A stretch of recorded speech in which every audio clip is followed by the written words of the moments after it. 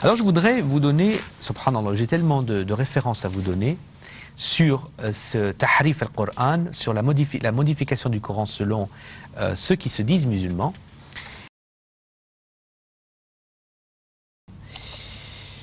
Subhanallah, c'est incroyable. Quand je vois les livres, ça me dégoûte. Je suis dégoûté de voir les livres sunnites. C'est dégoûtant. Subhanallah. Alors Omar, qui se flatte d'avoir été à l'origine d'une révélation. Alors là, c'est dans le livre recueilli par Bukhari, volume 1, page 148. J'ai dit, ô apôtre de Dieu, des gens bien et des gens moins bien fréquentent tes femmes. Si tu leur ordonnais de se voiler, alors le verset du voile est descendu. Alors on continue de lire à la page 148 jusqu'à la 149. Omar était tellement désireux que les versets de Al-Hijab, c'est-à-dire en fait de l'observation du voile par les femmes musulmanes, soient révélés. Accédant à ses désirs, Allah révéla les versets de Al-Hijab. Que le verset Al-Hijab n'existe pas. Je ne connais pas le verset Al-Hijab. Et quand on regarde, donc il dit que également, il insiste que même si le prophète laisse n'importe qui inventer de nouvelles sourates, alors on regarde dans Ibn Abi Sahr, Abdullah ibn Sa'd al-Abi Sahr était le script du prophète. Il se flattait d'avoir pu noter miséricordieux et absoluteur, là où le prophète lui avait dicté sage et puissant. Subhanallah. C'est-à-dire même ils sont absolument heureux de dire que, dans leur tradition, que le script du prophète avait la capacité de changer certains mots pour le rendre plus joli. Alors il a mis miséricordieux et absoluteur à la place là où le prophète avait dit Hakim wa Aziz, sage et puissant. Ça c'est encore une source qu'on voit dans le menteur Bukhari. Au volume 1, page 148, je vous demande s'il vous plaît de vérifier ça.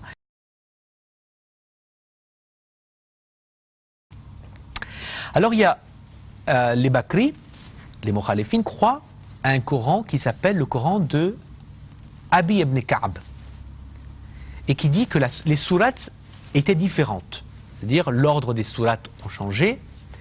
Et selon Fadl ibn al-Qasim, le livre commence par Fatihat al-Kitab, donc l'ouverture de livre, et le Baqara, la vache, Nisa, Ali Imran, etc., etc. Alors il continue, et il veut expliquer que, selon beaucoup d'autres choses, qu'il y a des surahs qui ont disparu.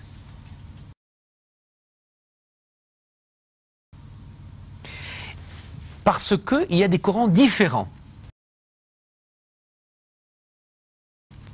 Alors il dit qu'il y a le Coran, Wallahi, Wallah, si un sunnite, il se permet de dire que nous croyons un Coran différent, il est en train de s'auto-humilier à genoux. Il est en train de s'auto-humilier. Parce qu'il y a des Corans différents selon eux. Il dit qu'il y a le Coran d'Abdullah ibn Amr ibn al-As. Il y a le Coran de Aïcha, le Coran de Akrama, le Coran de Ibn Yazid. Donc il y a des Corans différents comme le Coran de Hafsa, le Coran de Mujahid et le Coran de Talha, le Coran de Zayn ibn Thabit, etc. Donc ils disent que tous ces gens, ce sont des gens qui ont eu une copie de Coran, qui ont écrit selon la version qui leur est propre, de ce qu'ils ont pu entendre par rapport au gouverneur et par rapport au prophète, et qui reste que 2 manuscrits qui ont survécu jusqu'à notre période, selon eux, et qui dit donc, il y a une qui, on appelle ça le codex de Samarkand, qui est pas loin de Bukhara, comme par hasard, pas loin de Bukhari, et le deuxième qui est le codex qui est de Londres, qui est venu à Londres, et il est dit par Tabari au XVIIIe siècle, il avoue que le Coran, le texte du Coran, n'est pas fixé à mon époque. Jusqu'à lui, selon lui, le Coran n'existe pas.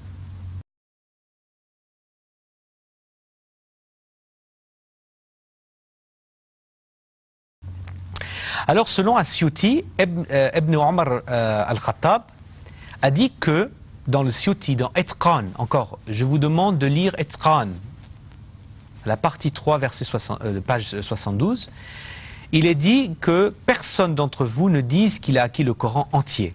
Car, qu'en sait-il? Beaucoup de Corans a été perdu, alors qu'ils disent « j'ai acquis ce qui était disponible ». Donc ça prouve encore que le Coran, selon les Bakri, c'est une partie du Coran. Donc un tiers a été gardé et 2 tiers a été parti.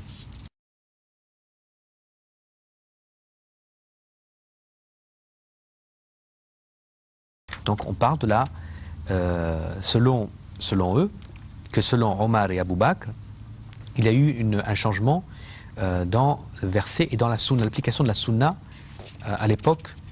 Et beaucoup disent que en fait cette falsification a été d'une sorte pour pouvoir rentrer dans les intérêts des hommes politiques de l'époque. Donc autant de Abu Bakr qui est devenu calife, autant de Omar qui est devenu calife, et également autant de Othman qui est devenu calife et qui a dit qu'il y a certaines choses du Coran qui doivent être retirées pour la sécurité et les intérêts du gouvernement, entre guillemets, islamique.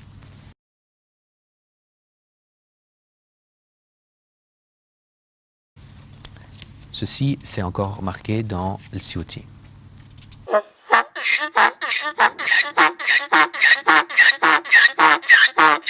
Et ceux qui croient que le Coran a été falsifié, ils sont dans la mécréance. Ils sont des mécréants parce qu'en fait, ce sont des ennemis déclarés de l'islam, de Dieu et du prophète.